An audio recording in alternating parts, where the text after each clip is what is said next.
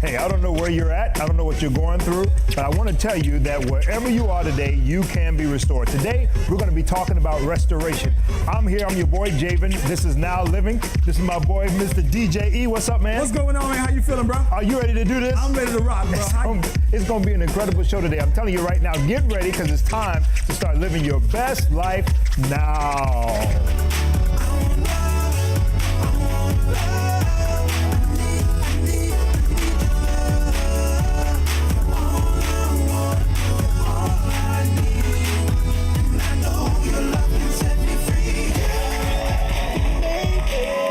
Hey folks, I'm your host Javen, and you're watching Now Living. We're so glad you're here with us today. Thank you, audience. You know, it's so amazing when you start talking about what it means to allow God to restore your life, and not only be restored, but to receive restoration in every area of your life. And that's what we want to talk about today. So do me a favor, please log on, tell folks Javen is on. Now Living is full in effect. And we're going to jump right into it. I'm so excited to introduce my first guest. She is a TV personality.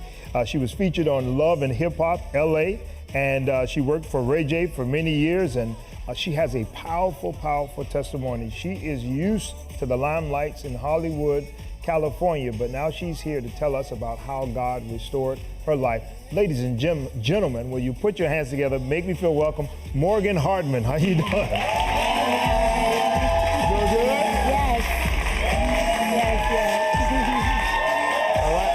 That music. How you doing, Morgan? I'm doing good. You doing good? Yes, bless. Now, I don't even know where to start. We were talking a little bit beforehand, but let's take it all the way back. And I know you live here in Miami, but you also live in California, Los Angeles. Tell me about that. I actually live in LA, but I come to Miami for church every other week. Wow. Yeah. So you drive? I know you don't drive. We fly. Me and my husband, we fly. No, you fly every weekend? Every other week. Every other week to come to church. Why? To be very honest with you, I never felt the presence of God like I did when I came to the church that I go to in Miami, which is King Jesus Ministry. Yeah. Guillermo Maldonado. There you go. So I actually never felt the presence of God until I came out here. And once you feel that, you can't get enough of it, and you fiend for it. All right, so let's go all the way back. Let's talk about your childhood. Where were you raised? First off, I see you. What are you? What's your nationality? I'm Black, white, and Hungarian. All right, you got it all. Yeah. So you grew up where? I grew up in the Valley, which is like Woodland Hills, North Hollywood in California. San Fernando? Yes. All right, mom and dad or what? Just my mom, and I actually really grew up in foster care. Okay. But for the most part, it was like off and on with my mother. I didn't meet my dad till I was 18. Why foster care? Well, because my mom was on drugs, and she was kind of, she wasn't a fit mother at the time. Right. And I got taken from her when I was 6, 7, 11, and 14. So just in and out of foster care. Mm-hmm. And dad is nowhere around at this time? I actually met my dad when I was 18. Wow.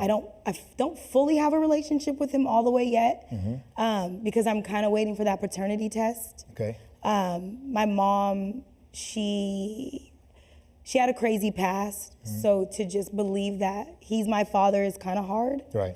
But he loves me regardless if I am or I'm not. He's actually a pastor. What? Now, yeah. Wow. He's actually a pastor out of Dallas, Texas. So, yeah, right. Good. Yeah. So we're talking today about restoration, what it means to be restored. And I know a little bit about your testimony, but I want you to share with our audience today about the things that God has brought you through. Tell me about some of the, I know it's been a rough road. Mm-hmm. I mean, you look great now, and I always say that you can look one way now, but people don't know your testimony. And they don't know what's in the inside. You see what's on the outside. Amen. So take us back. What are some of the things that you've had to deal with? Well, for me, growing up in the group homes was very hard. For me, I was abandoned, basically, I remember times my mom would call me and say she would come see me, and she wouldn't. Wow. So that's affected me throughout life. When someone says they're going to do something and they don't, I kind of take it a little harder than other people would. Really, my husband will tell you. And, I was kind of, my mom was on drugs, like I said before, and so there's different men in and out the house, and I was taken advantage of many of times. I was never believed about the situations. So I learned, Meaning? my mom never believed me. So child abuse and molestation and that kind of thing. Yeah. And then you go to bring it up. Yeah. And Especially because the people that were doing it were giving her money. Wow. So it was kind of like, I'm not gonna believe you, I'm gonna believe them. Right. Shut your mouth type thing, you Right. know? And then I had a cousin, go ahead. No, I was just going to say, I'm wanting to kind of, what are you thinking as a little girl during this time? If you're sitting and telling your mom and she's saying, or whoever, and they're saying they don't believe you, that makes you think what? Honestly, I was just shut off. Like I had no feelings. Wow. I didn't talk much. Like for most kids and children, they'll ask their mom for, oh, hey, I want to go to McDonald's, or can I get this toy? I've never done that in my life. Wow. And even as an adult now, it's hard for me to ask for things from people because I've never asked my mother for anything. Wow. You know?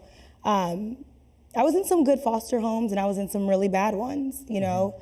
I also, go ahead. No, you're fine. Sorry. So in and out of foster homes, dealt with the child abuse from my mother, from her boyfriends, from my brother's fathers. Then I ended up in group homes where I started to be around more people, and I started to slip into like sort of like a depression at that age. And you know, that's around what age? Around 12. Around 12. Around the age of 12. So the child abuse took place when you were younger?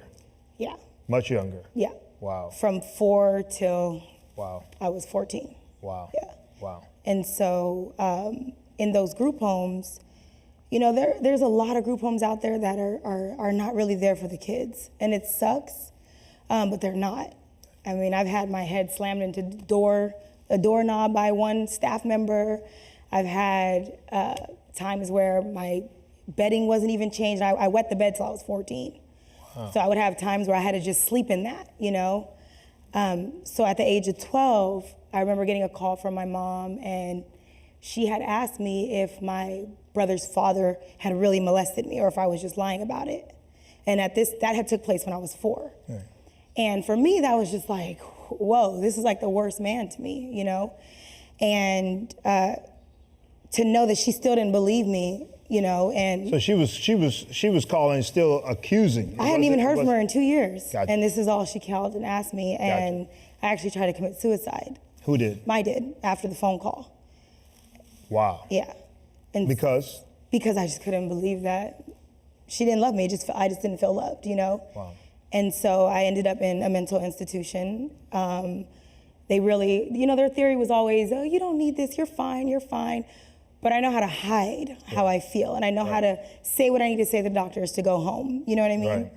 Right. So we'll fast forward to, I wanna say maybe the age of 18, I wanna say. No, I would say actually 16. I met my child's father. I have a 14-year-old son. His name is LaCory. Okay. Most amazing kid in the whole world. Perfect. I mean, perfect. I was in a 5-year abusive relationship with his father. Okay. And it was more so him just never wanting me to leave him. Right. You know? Controlling. Very controlling. Yeah. Yeah. And so I had to deal with that situation, but I was still strong and no one could break me, you know? And then after that, you know, I dealt with just a lot of different issues, just internal issues where I didn't feel like I was beautiful. I didn't have any self-esteem whatsoever. I didn't trust anyone. How did the season of the mental hospital, how long did you have to do that? I think I was there for like 2 weeks. They give you, it was 2 weeks. Okay. Then they let me go back to the group home. Okay. And then I was just kind of in and out for in your head during this time, you're just trying to survive, or you have a plan? Do you know? I don't think I knew. I just knew that I was going to be someone, and that people were going to hear my story, and that it was going to change lives. From a young girl, when I used to get punked by all my cousins, when I was told I wasn't going to amount to anything by my mother, when I was told I wasn't worth it, I wish you would have died. All those things, no matter what, I always knew that you were going to see me on that TV screen, and you were going to look back and say, she made it. Wow. No matter what I did to her, she made it. Yeah, and I did. And I did. That is amazing. Nothing stopped me. Let me just tell you right now, boy, we have some more things that we want to hear from Morgan. You're talking about a powerful testimony of restoration and what God can do if you would just trust in Him. We're going to hear more about Morgan's story in just a little while, but I want to show you a quick interview that I did with one of the most incredible gospel recording artists that we have coming up in today's generation. His name is Tim Bowman Jr. The boy can sing. Watch this. You're watching Now Living. We'll be right back, all right? Hey folks, you're watching TBN Live. I'm so glad to have with me somebody that I really love and appreciate, and I really think one of the now generation's best vocalists that's out there today. If you don't know him, now you're getting ready to know him. This is Tim Bowman Jr. What's up, big dog? My brother, what's going on, man? Thank you so doing? much for letting me be here with you, man. Oh, I'm glad to have you here. I'm good, man. This is my second time being nominated. Wow. And the first time was last year. We didn't get a chance to go because me and my wife, shout out to you, sweetheart. My she's not even paying attention. She's not even paying attention. But we were celebrating our 1-year anniversary. So this year I couldn't miss it. Right. I was up for Best Traditional Gospel Song. Wow. So what yeah, song? It was cool. What's the name of it? Fix Me. Fix Me, okay. Oh, okay. Lord, fix me. Me, Aaron Lindsay, and... You're like 12 years old. Why are you singing whole spiritual? Well, see, what we did was we had the concept to me, Aaron Lindsay, and Israel Houghton to take this old traditional song and flip it. So we did it and made like it, we kind of trapped it out. You made it your generation. Yeah. And that's what I like about your ministry. You are a young man, and you're every bit of this now generation style and the scatting and all that. But you could tell there's a strong foundation. Absolutely, man. You know my family, Miss Vicky Winans and my dad, and we Who's Vicky Winans to you? Is my auntie. Vicky Winans is my auntie, my mentor. I've had the tremendous pleasure of traveling the world with her at an early age, so I got a chance to really understand what ministry was and then what the business side of the thing was as well. Her and my dad really shaped me, so big kudos to them. Yeah. So talk to me about what's happening now for music for you. You got, worship is a big thing for everybody right now. Your music is not necessarily what they do, quote unquote, call worship in church. To me, it's still more of that artist-driven, fresh style, almost urban pop Christian, if I can just label your music. Yeah, most def. Is that right? Or what do you call it? What genre you call it? Absolutely. Well, I call myself a pop artist. Okay, good. Because pop is just popular music, and nowhere in the scripture when it mentions worship does it say anything about a song. Okay, there you go. We've made worship some slow song with strings, love slow songs with strings, but that's not Bible-based. Mm-hmm. Our everyday lives is really what worship is. So, we did a crazy record on your new project. Yes, and, I'm excited about it. That's the kind of music I like to make, just great kingdom music. And in that, I've been worshiping. So I trap, I turn up, I do what we consider worship. Yeah. I do gospel like Fix Me. Yeah. And, just let everything fall wherever it was. They told me that I would never be able to get this much success doing the music that I did. Wow. I had to fit into a mold. Wow. And I just sought out to do what God put inside of me, and the rest was history. All right, so first off, my new album is worth the whole album just because of his song. He's on there singing with me. But Tim, you do a thing with your voice. You know how to do like what the jazz artists do. I call it scatting, right? Yeah. So you do all this stuff. So get ready. I'm gonna put you on the spot. Okay. Because he can do all this scatting like riffs like crazy. As a matter of fact, that's how we first heard you. Right. Just scatting behind your aunt. Yeah. Vicky's your aunt, right? Yes, sir. So give them a little bit of what I'm talking about. Let's pick a worship song. Yeah. Let me show the song I did with my aunt. Okay. I say, "Scap, baby, do that pow, made it over. Shut down, bam, do it, do it, do it,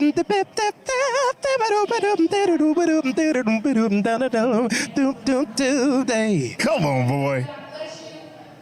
One day when I grow up, I'll be able to do that. But it's not today. It's not going to work. Incredible talent, Tim Bowman Jr. Thank you, man. Thank you, sir. My main man right Come here. on.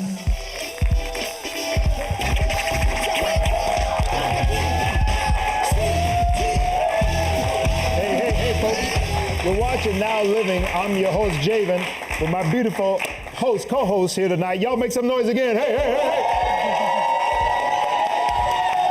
DJ Mr. E back there, he's keeping it moving. Boy, we have a great show for you today. Do me a favor, I got a new CD that's coming out. As a matter of fact, Tim Bowman is going to be on there. That boy can sing.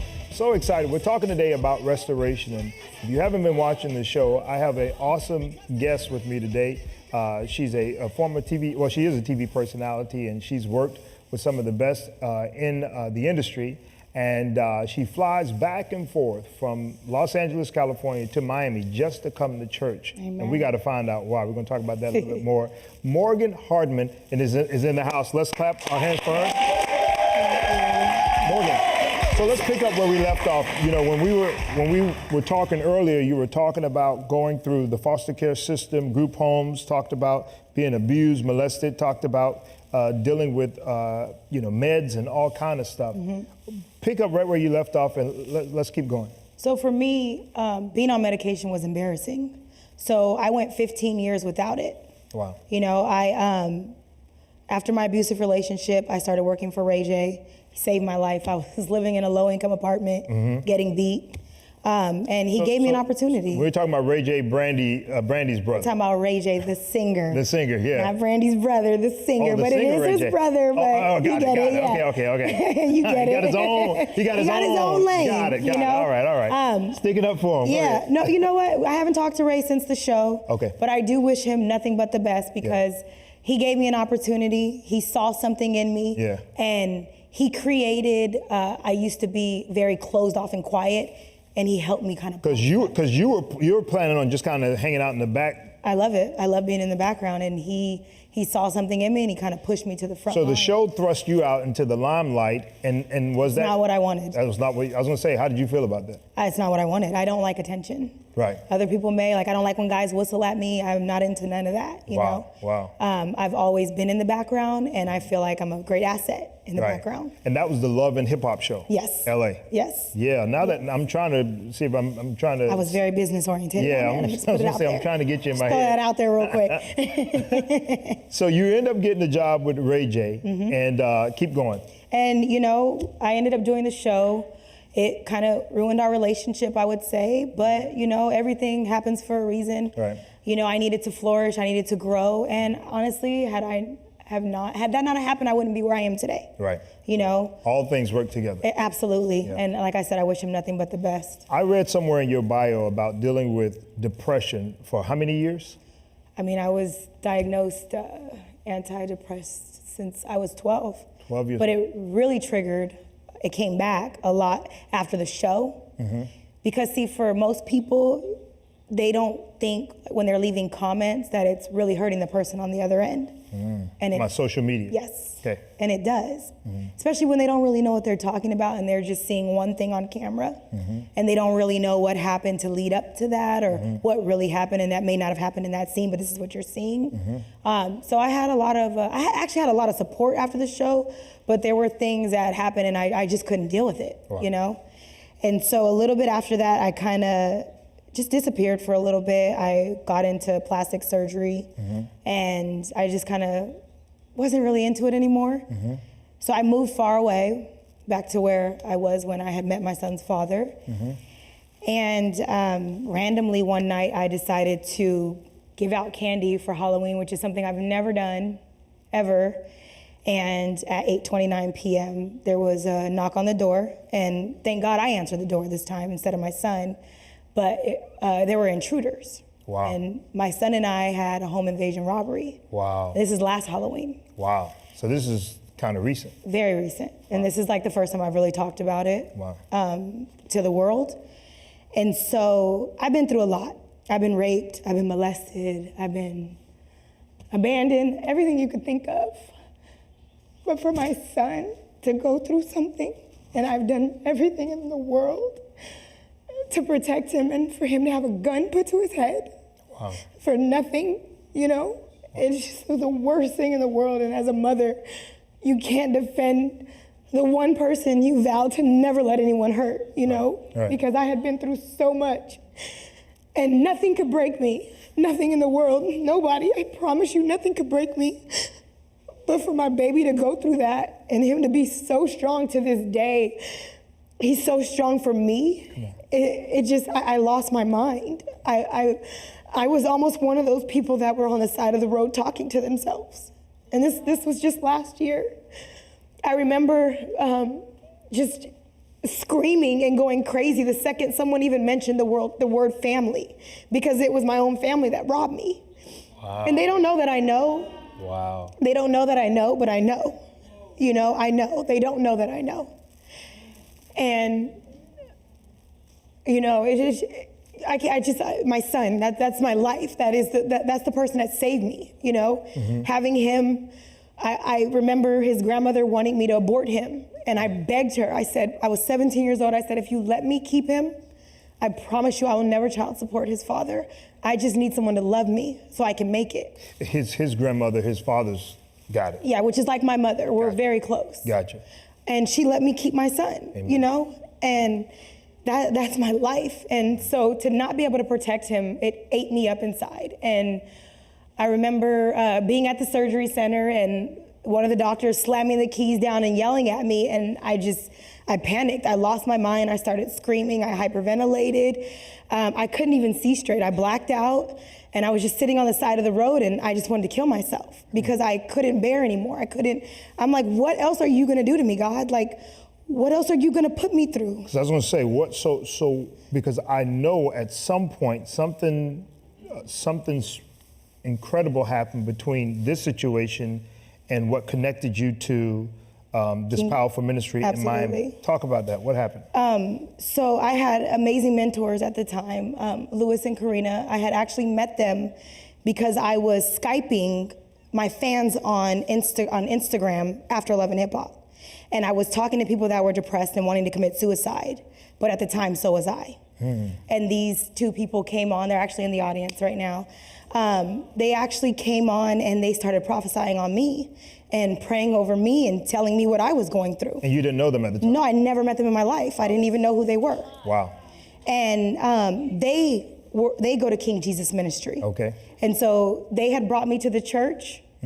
They had brought me to the church, and I remember praying. I hadn't been to the church just yet. I was like watching on YouTube, but I still hadn't really felt the presence of God. And I remember praying to God all the time, just saying, please let me be able to get there. Please let me be able to get to King Jesus. They say it's so amazing. Their word is so powerful. When they pray for me, they pray for my friends. It's amazing. So I ended up asking people, how can I make this go away, this memory of what happened to me? And I remember someone telling me, oh, go see a hypnosis therapist. And I'm like, okay. And at the time, I didn't know that wasn't of God. So I go sit down and try and book my consultations, and my credit card keeps declining. And I'm like, why is my card declining? Like, there's money on, I'm embarrassed. Right. I'm like, there's money on there. And I'm keep swiping it and swiping it. And I'm like, listen, I'll just do it later. Right. And at the time, I didn't know that wasn't of God. Wow. So God was stopping me from making probably the biggest mistake in my life. Yeah. Amazing. Yeah, definitely. So our time be going so fast. Sorry. Oh, it's fine. Sorry. So you get to King Jesus Ministry, you give your life to the Lord, obviously. Yep, I get delivered. You get delivered from everything.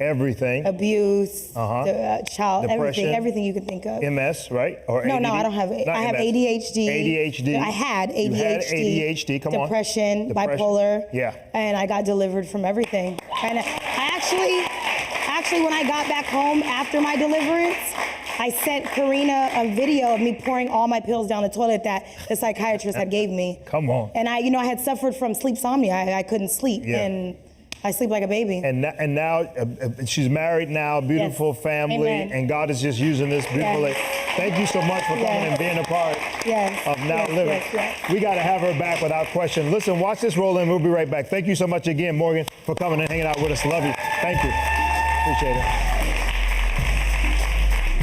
Hey, partner with us here at Now Living. You know, we are all about changing lives one person at a time. And we're doing it the best we can do by sharing the gospel of Jesus Christ, by preaching the word of God, and bringing great worship into your homes. I want you to consider partnering with us, okay? Log on to nowliving.tv and become one of our partners today, or you can follow us on social media at nowliving_. You know why? Because God wants you to start living your best life now. And I look forward to having you as part of our Now family. Whether you join us on our TV set in one of our TV audience, or whether you join us on the road when we're ministering the gospel of Jesus Christ. God wants all of us to walk in our Now season. Get ready. It's time to start living your Now season right now. God bless you.